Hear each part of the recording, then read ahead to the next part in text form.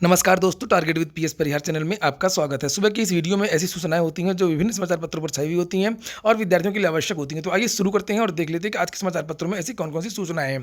तो वीडियो जल्द से लाइक कर दें, शेयर कर दें। जिन छात्रों ने चैनल को अभी भी सब्सक्राइब ना किया हो तो जल्दी से सब्सक्राइब कर लें ताकि आप लोगों को भी इसी तरीके की ऑथेंटिक अपडेट्स मिलती रहें। आज के लगभग सभी समाचार पत्रों में लिखा हुआ कि दरोगा के 9,534 पदों पर भर्ती। दरोगा भर्ती का कल विज्ञापन जारी कर दिया गया है और यहाँ पर लिखा हुआ कि अभ्यर्थी 30 अप्रैल तक कर सकेंगे आवेदन। इसकी जो डेट है आवेदन की वो 1 अप्रैल से है और यहाँ पर पदों का अलग अलग विवरण भी लिखा हुआ है कि 9,027 जो पद हैं वो उप निरीक्षक नागरिक पुलिस के हैं और 484 जो पद हैं वो पीएसी में प्लाटून कमांडर के हैं और 23 पद जो हैं वो अग्निशमन द्वितीय अधिकारी के हैं। आगे बढ़ने से पहले एक और जानकारी दे दूं आप लोगों को कि targetwithpsparihar.com वेबसाइट है ये। चाहे वेबसाइट हो और चाहे target with PS Parihar app हो, आप दोनों ऐप में दरोगा भर्ती और भारत की सभी परीक्षाओं के जो टेस्ट सीरीज हैं वो उपलब्ध करवा दिए गए हैं। आप लोग वहां पर जाकर के टेस्ट सीरीज देख सकते हैं। बात हो रही है दरोगा भर्ती के विज्ञापन की, तो कुछ बातें मैं बता दूं जो इसमें लिखी हुई हैं कि दरोगा भर्ती का जो शुल्क है वो 400 रुपये है। आरक्षण इत्यादि वही है, 27% ओबीसी, 21% एससी और 10% ईडब्ल्यूएस। ईडब्ल्यूएस को आयु में कोई छूट नहीं दी गई है, जबकि एससी एसटी और ओबीसी को 5 साल की जो आयु है उसमें छूट दी गई है। इसी के साथ में ही आयु की जो गणना है वो 1 जुलाई 2021 से होगी। इसी को लेकर के विद्यार्थी अपनी नाराज़गी जता रहे हैं। विद्यार्थियों की मांग है कि आयु की जो गणना है वो 19 से होनी चाहिए अथवा सभी वर्गों की जो आयु की अधिकतम सीमा है वो 30 वर्ष होनी चाहिए। ऐसे बहुत सारे राज्य हैं जहां पर दरोगा भर्ती की जो आयु सीमा है वो 30, कहीं पर 35 साल भी होती है। चूँकि इसमें जो एक फिजिकल टेस्ट होता है, एक दौड़ होती है, अगर कोई विद्यार्थी अनफिट होगा तो वो अपने आप ही फिजिकल का एग्ज़ाम पास नहीं कर पाएगा। अगली सूचना है उत्तर प्रदेश की शिक्षक भर्तियों की। समाचार पत्रों ने आज से रिपोर्टिंग की है। लिखा है भंवर में शिक्षक भर्तियां फंस गया चयन। लिखा है कि एडेड माध्यमिक कॉलेजों की टीजीटी पीजीटी भर्ती 2020 शुरू करने के लिए भले ही शासन के निर्देशों का इंतजार हो, लेकिन वास्तविक तस्वीर इससे उलट है। जो भर्तियां वर्षों से लंबित हैं उन्हें भी पूरा कराने में माध्यमिक शिक्षा सेवा चयन बोर्ड उत्तर प्रदेश तत्पर नहीं है। हाई कोर्ट और नियमों की आड़ को लेकर के भर्तियों को लटकाया जा रहा है, जबकि प्रतियोगी परेशान है। बात हो रही है चयन बोर्ड की एक भर्ती आई थी प्रधानाचार्य की सन 2011 में। हाई कोर्ट के आदेश से वो लगातार लटकी रही। उसके बाद में यहाँ पर कुछ विद्यार्थियों का साक्षात्कार हुआ, उसके बाद में उनका भी साक्षात्कार नहीं हुआ। इसी तरीके से 2011 के बाद में यहाँ पर लिखा है 2013 में भी एक प्रधानाचार्य की जो भर्ती आई थी, उसके बाद में इन विद्यार्थियों का आज तक इंटरव्यू भी नहीं हुआ। बहुत सारे ऐसे विद्यार्थी हैं जो इंटरव्यू देने ही नहीं जाएंगे, क्योंकि जानकारी ये मिली है कि इसमें आधे से ज़्यादा जो बहुत सारे जो ऐसे भी विद्यार्थी हैं जो अब रिटायर होने की एज में हैं, उनकी जो एज है वो 60 साल को क्रॉस कर गई है। तो इतना जो देर से जो भर्ती प्रक्रिया चल रही है उत्तर प्रदेश में, उसी के बारे में आज के बहुत सारे समाचार पत्रों में ये सूचना छपी हुई है। यहाँ पर लिखा है कि प्रधानाचार्य पदों का नया विज्ञापन भी नहीं। चयन बोर्ड टीजीटी पीजीटी 2020 विज्ञापन के बाद प्रधानाचार्य पदों का नया विज्ञापन जारी करने की तैयारी में था। बीच में कुछ सूचनाएं भी आई थी कि प्रधानाचार्यों की एक जल्दी से भर्ती होगी, और लेकिन लिखा कि लेकिन संशोधित विज्ञापन अब तक जारी नहीं हो सका है, इसलिए प्रधानाचार्य 2020 का विज्ञापन भी अब फंसा हुआ है। यहाँ पर लिखा है कि शासन का हलफनामा 2016 की प्रशिक्षित स्नातक शिक्षक यानी टीजीटी जीव विज्ञान विषय की लिखित परीक्षा अभी तक नहीं हो सकी है, जबकि इस संबंध में शासन ने हाई कोर्ट में हलफनामा देकर के कहा था कि जो विज्ञापित पद निरस्त होंगे उनकी भर्ती कराई जाएगी। दरअसल चयन बोर्ड ने ही विज्ञापित पदों में से जीव विज्ञान के पद निरस्त किए थे और इसलिए शासन की पहल के बाद भी लिखित परीक्षा कराने की तारीख तय नहीं की जा सकी है। अब आप लोग बताइए कि 2016 जीव विज्ञान का अभी तक परीक्षा भी नहीं हुई है, और जो प्रधानाचार्यों की जो भर्ती है 2013 इत्यादि की, अभी तक उसके साक्षात्कार तक नहीं हुए हैं। 2011 की जो प्रधानाचार्यों की भर्ती है, अभी तक उन भर्तियों के परिणाम तक जारी नहीं हुए। इस तरीके से चयन बोर्ड की गतिविधियां हैं, पूरा सिस्टम ही सड़ चुका है।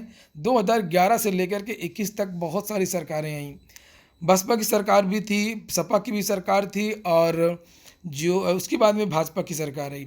लेकिन किसी भी सरकार हो, लेकिन इन जो लाल फीताशाही जो अधिकारी होते हैं, जो कर्मचारी होते हैं, ये अपनी मस्त चाल चलते रहते हैं। टीजीटी पीजीटी से संशोधित विज्ञापन के लिए वहीं पर विकी खान की एक पोस्ट आई है।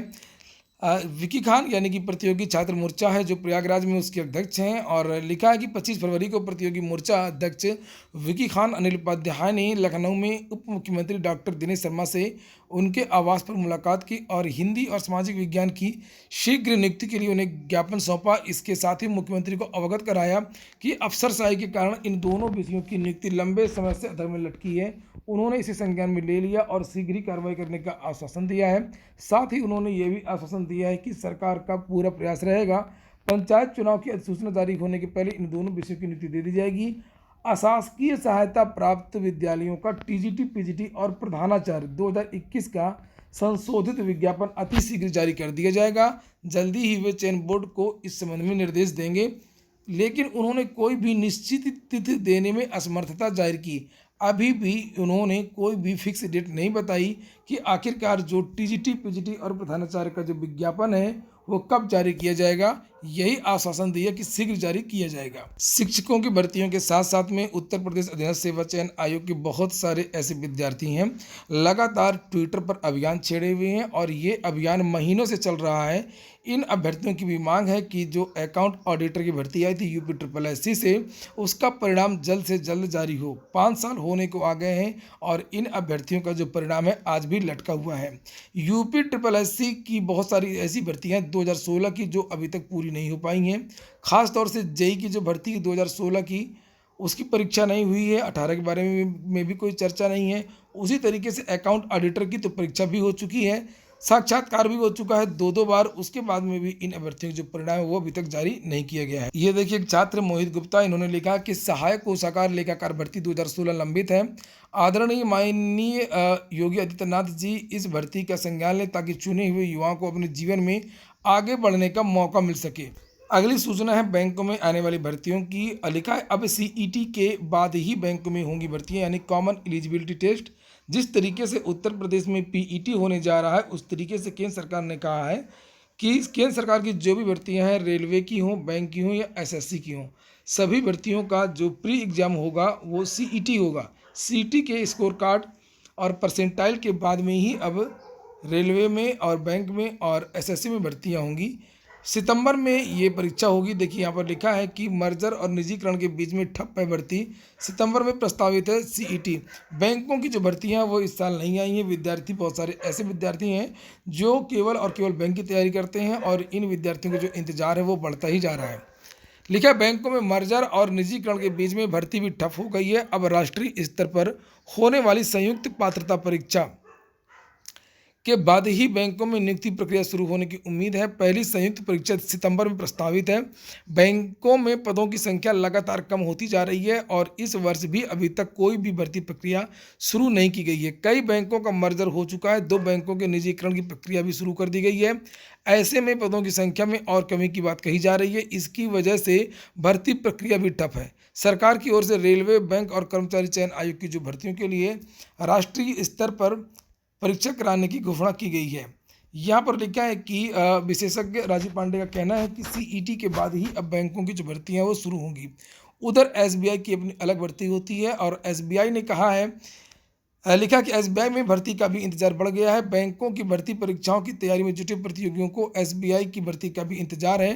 बैठक में स्वैच्छिक सेवानिवृत्ति की प्रक्रिया शुरू है और इसके मद्देनजर रिक्त पदों के सापेक्ष बड़े स्तर पर भर्ती की उम्मीद की जा रही है। हालांकि अभी तक इसकी प्रक्रिया शुरू नहीं हुई है। फिर से बता दूं कि जिन छात्रों ने वीडियो को लाइक ना किया हो, शेयर ना किया हो, तो लाइक भी कर दें और शेयर भी कर दें, और जिन छात्रों ने चैनल को सब्सक्राइब ना किया हो, सब्सक्राइब भी कर लें। अगली सूचना है, झारखंड लोक सेवा आयोग ने जारी कर दिया है संशोधित परीक्षा कैलेंडर। दिसंबर 2021 तक होंगी 8 परीक्षाएं। झारखंड लोक सेवा आयोग ने संशोधित परीक्षा कैलेंडर जारी कर दिया है और इसमें 2021 में होने वाली सभी परीक्षाओं को शामिल किया गया है। लॉकडाउन की वजह से पिछले साल जारी परीक्षा कैलेंडर को 2 बार संशोधित करना पड़ा था। JPSC की ओर से जारी संशोधित परीक्षा और इंटरव्यू कैलेंडर में 7वीं से 10वीं संयुक्त सिविल सेवा की प्रारंभिक परीक्षा 2 मई, मुख्य परीक्षा सितंबर के चौथे सप्ताह में और इंटरव्यू 15 से 25 दिसंबर के बीच में निर्धारित होगा। आगे लिखा है कि कृषि विभाग के सहायक निदेशक और अनुमंडल कृषि पदाधिकारी पद के लिए अप्रैल के तीसरे सप्ताह में 5 दिनों का इंटरव्यू होगा। असिस्टेंट इंजीनियर की परीक्षा हाई कोर्ट के निर्देश के बाद होगी। वहीं खनन विभाग के साइंटिफिक ऑफिसर के लिए मार्च के तीसरे सप्ताह में इंटरव्यू होगा। नगर विकास विभाग के असिस्टेंट इंजीनियर के लिए 23 से 25 मार्च को मेंस परीक्षा और 21 जून को इंटरव्यू होगा। इसके अलावा नगर विकास के अकाउंट ऑफिसर के लिए 27 से 29 मई तक मुख्य परीक्षा और अगस्त के चौथे सप्ताह में साक्षात्कार होगा। वहीं पर बिहार के 66वें प्री एग्जाम जो हुआ था उसकी भी आंसर की जारी कर दी गई है। वो आप लोग बिहार लोक सेवा आयोग की जो ऑफिशियल वेबसाइट है वहां पर जाकर के चेक कर सकते हैं, bpsc.bis.nic.in। अगर किसी प्रश्न के उत्तर में कोई समस्या है तो आप लोग 8 मार्च तक शाम 5 बजे तक अपनी जो आपत्ति है वो दर्ज करवा सकते हैं। अगली सूचना है सीटेट की। लिखा है कि केंद्रीय माध्यमिक शिक्षा बोर्ड सीबीएसई ने केंद्रीय शिक्षक पात्रता की आंसर की जारी कर दी है और उम्मीदवारों को नतीजों का इंतजार है। कहा जा रहा है कि सीटीईटी परीक्षा के नतीजे मार्च के पहले सप्ताह में जारी किए जा सकते हैं। हालांकि अभी तक नतीजे जारी होने की कोई तारीख की घोषणा नहीं की गई है। और हाँ, ये बात सही है कि जो सीटेट के जो परिणाम है सीटेट का वो आपका 10 मार्च के पहले पहले आ सकता है। वहीं पर आज के समाचार पत्रों में असिस्टेंट प्रोफेसर भर्ती के बारे में भी सूचना है कि असिस्टेंट प्रोफेसर भर्ती के लिए जो आवेदन है वो शुरू हो गए हैं और हिंदी के सबसे ज़्यादा पद हैं 162 पद। प्रदेश के अशासकीय महाविद्यालयों में 2 अलग अलग विज्ञापनों के तहत असिस्टेंट प्रोफेसर के 2003 पदों पर भर्ती के लिए ऑनलाइन आवेदन की जो प्रक्रिया है वो बृहस्पतिवार से शुरू हो गई है। विज्ञापन 50 के तहत 49 विषयों में असिस्टेंट प्रोफेसर के 2002 पद और विज्ञापन संख्या 46 के तहत एक विषय भूगर्भ विज्ञान का 1 पद शामिल है। तो जिनके पास वांछित योग्यता हो वो विद्यार्थी इसमें आवेदन कर सकते हैं। इसमें आवेदन करने के लिए जो योग्यता है वो परास्नातक होना चाहिए 55% अंकों के साथ में, और साथ में ही आपको या नेट स्लेट या आपको पीएचडी की डिग्री होनी चाहिए। ये अथवा में है, या तो आपने पीएचडी किया हो या तो आपके पास नेट की या स्लेट की डिग्री हो।